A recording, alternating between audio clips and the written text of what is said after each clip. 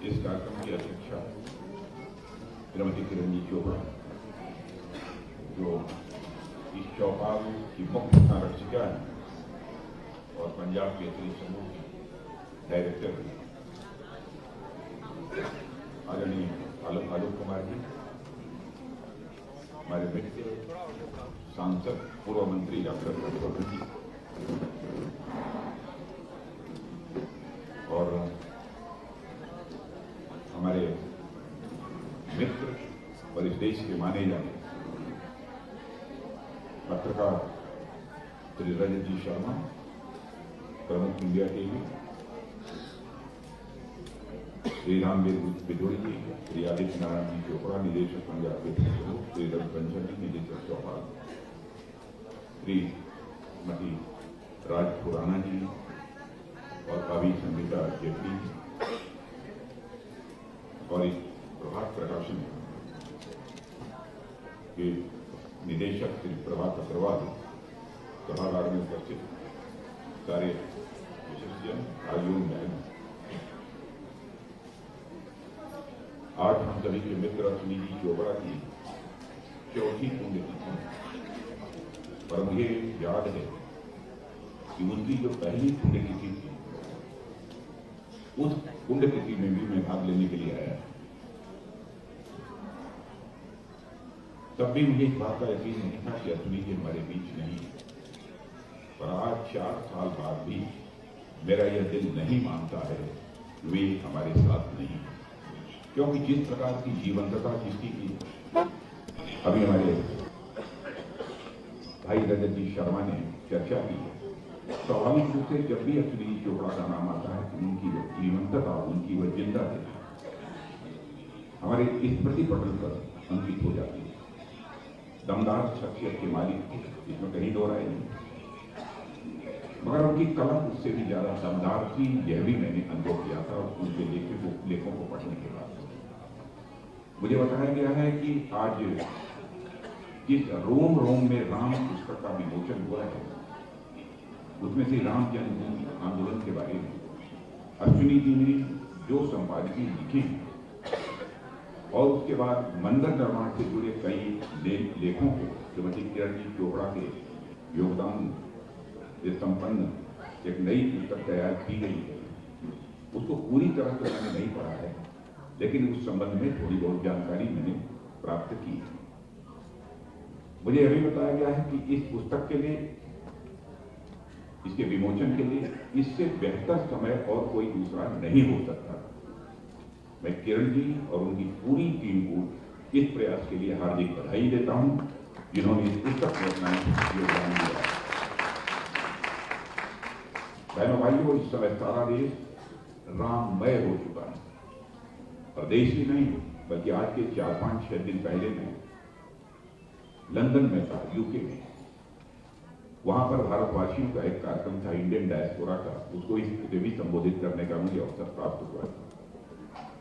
वहां भी जब मैं बोलने के लिए खड़ा हुआ, जय श्री राम का उद्घोष वहां के लोगों ने किया, और मैं मानता हूं कि 4 दिन बाद आप सभी जानते हैं कि अयोध्या में भगवान राम की प्राण प्रतिष्ठा का कार्यक्रम है, और उसके लिए हमारे प्रधानमंत्री मोदी जी सचमुच 11 दिन तक लगातार किस प्रकार की साधना कर रहे हैं। मैं भी लंबे समय से राजनीतिक क्षेत्र में काम कर रहा हूं। मैं कभी कल्पना नहीं करता था कि राजनीतिक क्षेत्र में काम करने वाला व्यक्ति इतना बड़ा साधक भी हो सकता है।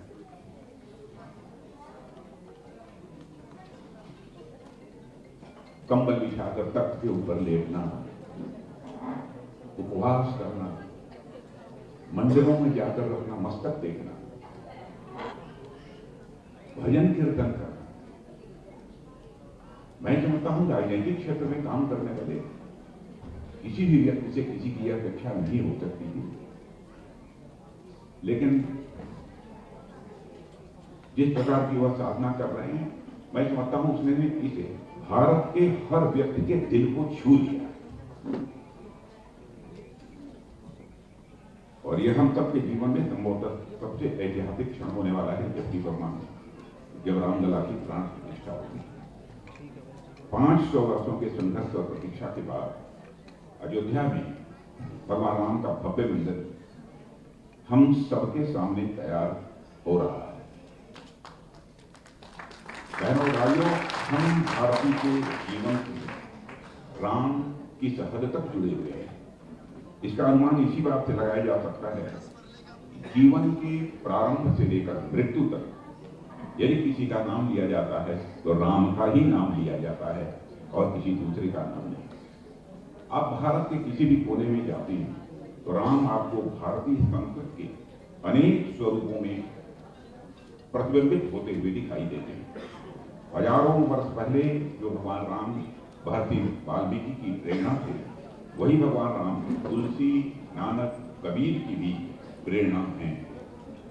एक ही राम अनेक रूपों और स्वरूपों में हमारी संस्कृति में जाने जाते हैं, माने जाते हैं और पूजे भी जाते हैं। नर, वानर, आदिवासी, वनवासी, पशु, मानव, दानव, सभी से उनका एक करीबी रिश्ता है।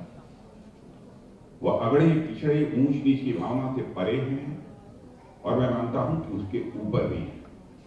निषाद राज हो या सुग्रीव, कोल भील को वह साथ लेकर चलते, सबरी हो या जटायु, सभी को साथ लेकर चलने वाले मैं समझता हूं वह अकेले देवता है। वह वस्तुतः अकेले ऐसे देवता है जो समाज में जातीय वैमनस्य को समाप्त कर सब नर करहि परस्पर प्रीति के सिद्धांत पर वह चलते हैं। इसलिए आज भी भगवान राम की प्रासंगिकता यथावत बनी हुई है। भगवान श्री राम सुशासन के प्रतीक है, गुड गवर्नेंस के प्रतीक है, सबका साथ, सबका विकास का भाव उसी राम राज्य की प्रेरणा से निकला हुआ है। और भगवान राम कुशल प्रबंधक थे, उनमें संगठन की अद्भुत क्षमता थी। जब राम और लक्ष्मण दोनों भाई अयोध्या से चले तो महज 3 लोग थे, लौटे तो पूरी सेना के साथ लौटे। एक साम्राज्य का निर्माण कर राम, हमारे और आपके राम, सबके राम कायदे कानून से बंधे हुए हैं। राम जिस विनय, शील और मर्यादा के लिए जाने जाते हैं, अयोध्या उसकी जननी है।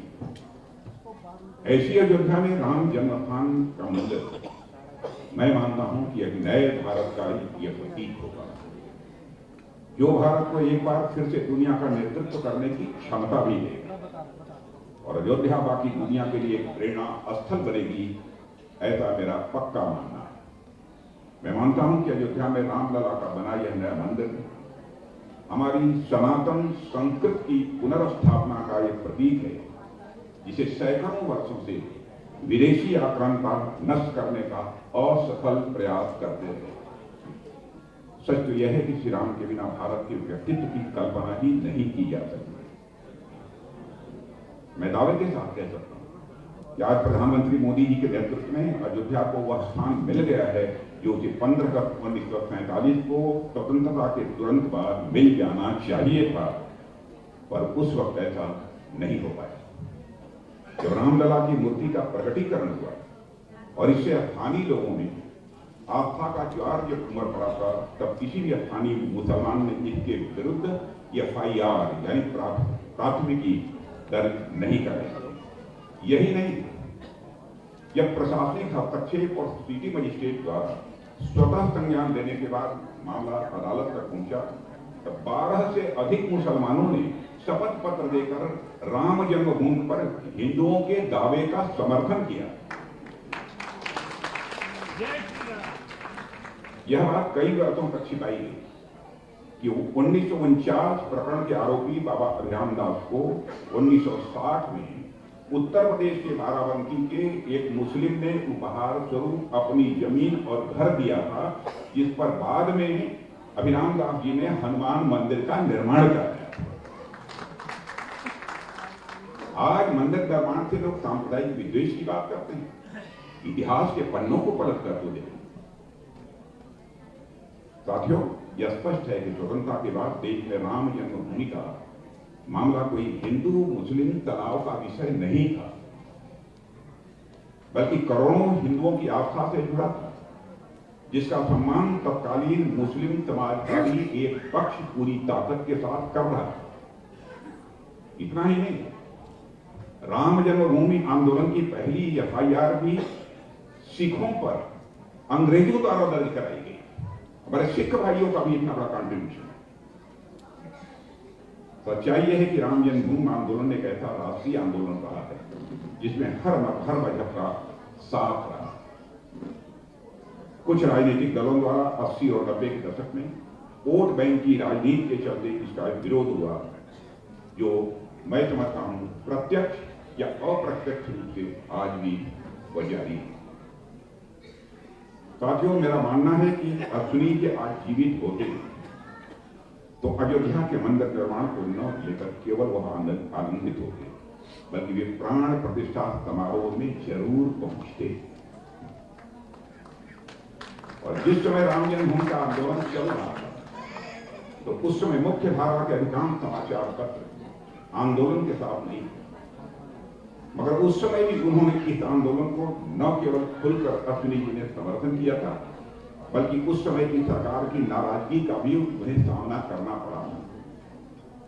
निर्भीकता उनके व्यक्तित्व का मैं मानता हूं कि अभिन्न अंग था। केसरी परिवार में सिंह जैसी निर्भीकता हमेशा हमें देखने को मिली। उनकी पिछली पीढ़ी की तरफ भी यदि नजर डालकर आप देखें, जिस जज्बे को आतंकवादियों की बंदूकें न तोड़ सकी, सरकार की ताकत हिला न सकी, वह मैं मानता हूं कि वह आज भी कायम है। मैं आदित्य चोपड़ा की भी लेखनी से अच्छी तरह परिचित पढ़ता हूं, वही तेवर उसमें उनके लेखों में मैं देखता हूं, उनके संपादकीय में देखता हूं, वही तेवर और वही धार जो अश्विनी जी की तेवर थी और उनकी लेखनी की धार थी, वही मैं देखता हूं। मुझे पूरा विश्वास है कि यह कलम न कल झुकी थी, न आज झुकी है, और न आने वाले कल में कभी झुकेगी। पत्रकारिता के साथ साथ पंजाब केसरी परिवार अपने सामाजिक सरोकारों के प्रति भी काफी जागरूक और संवेदनशील है। आपने प्रत्यक्ष अपनी आंखों के सामने देखा कि किस प्रकार से गरीब परिवार की हमारी माताओं बहनों उनके द्वारा सहयोग किया जाए। मैं जानता हूं कि किरण जी काफी लंबे समय से वयोवृद्ध लोगों के लिए एक संस्था केसरी क्लब के नाम से भी चला रही है, और उस कार्यक्रम में मैं भाग ले भी चुका हूं।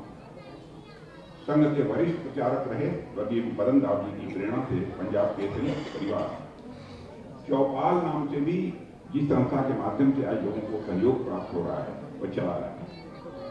और आज अश्विनी जी की पुण्यतिथि के दिन इस संस्था द्वारा बड़ी संख्या में कमजोर वर्ग की महिलाओं के आर्थिक संबल के लिए उन्हें ऋण वितरित किया जा रहा है। समाज में निर्बल वर्गों के उत्थान और उनके विकास के लिए केवल सरकार के प्रयास ही मैं मानता हूं कि यह पर्याप्त नहीं है, इसमें जन भागीदारी भी उतनी ही महत्वपूर्ण है। और मैं मानता हूं इस प्रकार के कार्य यह सामान्य कार्य नहीं होते, बल्कि यह ईश्वरीय कार्य। आज जब हमारे प्रधानमंत्री मोदी जी गरीब कल्याण की बात करते हैं, उसके प्रति अपनी प्रतिबद्धता व्यक्त करते हैं, तो उसकी प्रेरणा भगवान राम से आती है, जो यह मानती है कि दीन दयाल बिरद संहारी हरहु नाथ मम संकट भारी। एक दीन दयालु भगवान राम थे, तो दूसरे दीन दयालु हम लोगों के, जिन्होंने हम लोगों के एक दार्शनिक अवधारणा दी थी, वो पंडित दीनदयाल जी उपाध्याय थे, जिन्होंने हमें अंत्योदय की प्रेरणा दी, यानी समाज के अंतिम सीढ़ी पर जो बैठे हुए लोग हैं उनके उत्थान के लिए हमें क्या करना चाहिए, कैसे करना चाहिए, इसकी उन्होंने प्रेरणा दी थी। एकात्म मानववाद जैसा विचार दर्शन भी उन्होंने दिया। भगवान राम के साथ साथ पंडित दीनदयाल जी उपाध्याय जी भी गरीबों के कल्याण के प्रति मैं मानता हूं वो हम सभी के लिए भी एक प्रेरणा स्रोत है। दीनदयाल जी की प्रेरणा से आज देश में गरीब व्यक्ति के कल्याण के लिए तमाम योजनाएं चलाई गई और उनका लाभ पात्र व्यक्तियों तक पहुंचे, इसके लिए भी विशेष प्रयास किए जा रहे हैं। करीब 2 महीने से देश में विकसित भारत संकल्प यात्रा भी चलाई जा रही है और शायद विकसित भारत संकल्प यात्रा जिन लोगों ने न देखा हो, मैं मानता हूं कि दिल्ली में भी वो संभवतः चल रही होगी, उन्हें देखना चाहिए कि किस प्रकार से समाज के वंचित लोगों को, जिन्हें शासन के द्वारा उनको संबल किस प्रकार से प्रदान किया जा रहा है, जिस प्रकार से लाभ की योजनाएं दी जा रही हैं, वह अपने में बेमिसाल है। बहनों भाइयों, चौपाल जैसी संस्थाएं भी विकसित भारत के संकल्प को मजबूती देने का काम कर रही हैं, ऐसी मेरी मान्यता है। और आज से नहीं, मैं पिछले कई वर्षों से देख रहा हूं, दिल्ली जैसे शहर में 40,000 से अधिक परिवारों को आर्थिक सहयोग देना। क्यों 40,000 से अधिक परिवारों को आर्थिक सहयोग देना? यह कोई छोटी बात नहीं है, यह बहुत बड़ी बात है। और सबसे अच्छी बात यह है कि देश के गरीब सहानुभूति किसी की नहीं चाहते हैं, बल्कि देश का गरीब अपने लिए संबल चाहता है। और इस देश में लंबे समय तक गरीबों और आम नागरिकों को नीयत पर भरोसा ही नहीं किया गया। और इस सोच को हमारे प्रधानमंत्री मोदी जी ने भी बदला है और आज गरीब कल्याण का अर्थ भी पूरी तरह से बदल चुका है। और मुझे जानकर बहुत हर्ष हुआ है कि यहाँ अमीर कहे जाने वाले लोग बैंकों और अन्य संस्थाओं से लिए गए कर्ज की अदायगी में हीराबाली करते हैं। चौपाल के माध्यम से लिए गए ऋण की वापसी दर मुझे बताई गई है 98% है। यह बताता है कि देश का आम नागरिक, चाहे वह गरीब ही क्यों हो, उसकी नीयत पर सवालिया निशान लगाना किसी भी दृष्टि से यह उचित नहीं है। साथियों, अश्विनी कुमार जी की लेखनी भी भारत के आम नागरिकों के प्रति ही पूरी तरह से समर्पित थी। वे पत्रकारिता की उस महान विरासत और परंपरा के वाहक थे जिसे उनके दादा श्री लाला जगत नारायण जी ने प्रारंभ किया, जो हिंद समाचार समूह के संस्थापक। और इस परंपरा को उनके पिता श्री रमेश चंद्र जी ने आगे बढ़ाया और अश्विनी जी ने इस विरासत को बड़ी सहजता और बड़े समर्पण के साथ और भी आगे बढ़ाया। और आज उस परिवार की चौथी पीढ़ी इसे नई ऊंचाइयां देने में पूरे जोर शोर से काम कर रही है। इसलिए उनकी चौथी पीढ़ी को भी इस पूरी कार्य के लिए मैं अपनी हार्दिक शुभकामनाएं देता हूं। मैं आदित्य की लेखन में भी वही बेबाकी देखता हूं, वही पहलापन देखता हूं जो अश्विनी जी की पहचान हुआ करता है। आज के अवसर पर मुझे कोई लंबी चौड़ी बात नहीं करनी है। पंजाब केसरी परिवार का स्नेह और अश्विनी जी के प्रति मेरे मन में जो एक सम्मान का भाव है, स्वाभाविक रूप से जब कभी भी मुझे सूचना प्राप्त होती है इस परिवार से, मैं खिंचा हुआ चला आता हूं। और एक बार मैं पुनः स्वर्गीय अश्विनी कुमार जी को स्मरण करते हुए उन्हें श्रद्धांजलि अर्पित करता हूं और यहीं पर अपना निवेदन समाप्त करता हूं। आप सबको बहुत बहुत धन्यवाद।